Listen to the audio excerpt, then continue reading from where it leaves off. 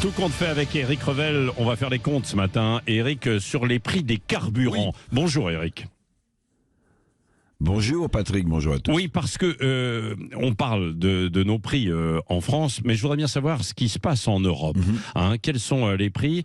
Parce que là, malheureusement, nous sommes pratiquement les champions d'Europe. Oui, vous allez le voir, quand on compare, on se désole. J'ai regardé, sur 27 pays, seuls 5 pays vendent leur samplon 95 plus cher qu'en France. 5 seulement sur 27. Alors je vous les donne, ce sont le Danemark, la Finlande, la Grèce, l'Italie et les Pays-Bas. Alors les Pays-Bas, ils ont le record d'Europe, eux, vraiment. Le SP95 à Amsterdam, il vaut 2,10 €. Et le litre le moins cher, Patrick, si vous voulez faire votre plein et aller là-bas, c'est en Pologne, 1,39 € en moyenne le litre de Super 95. Pour le gazole, la France, c'est pratiquement le pays où le litre se vend le plus cher. Je suis désolé, seuls les pays scandinaves, la Belgique et les Pays-Bas font pire en Europe. Bon, vous le voyez, tout compte fait en matière de prix des carburants, notre pays est sur le podium des plus chers. Des plus chers. Alors, qu'est-ce qui détermine le prix de ces carburants, quel que soit le pays en Europe, Eric Revel? Alors, il y a 5 facteurs qui concourent au prix d'un litre de carburant. Bon, évidemment, je vous surprends pas, le prix du baril de pétrole. Bon, il est en forte hausse en ce moment. Pourquoi? Parce que l'OPEP ne cesse de réduire sa production et que la demande mondiale, en face, est soutenue notamment de la part de l'Asie. Donc, un prix de baril qui augmente. Il y a aussi, comme facteur, le change entre l'euro et le dollar. Oui, le prix du baril, il est libellé en dollars.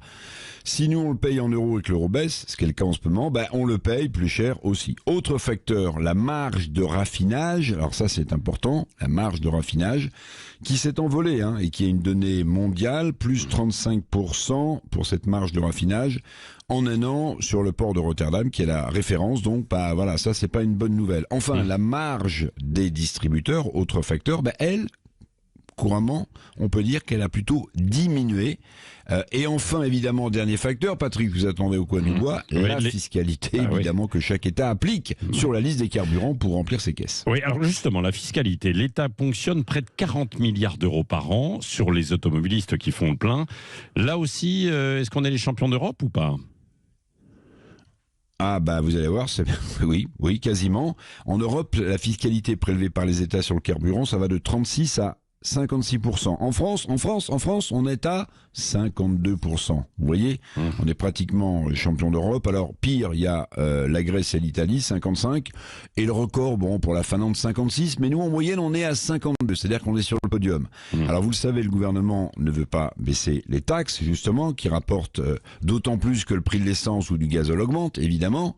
Fini aussi les boucliers tarifaires, a dit Bruno Le Maire. Il reste l'idée saugrenue de vendre donc le carburant à perte. D'ailleurs, je vous signale qu'hier, Patrick Pouyanné, le patron de Total, a dit qu'il ne baisserait pas et qu'il ne vendrait pas à perte. Il l'a dit, le patron de Total. Donc, c'est vraiment la fausse bonne idée par excellence, une idée pour amuser les galeries.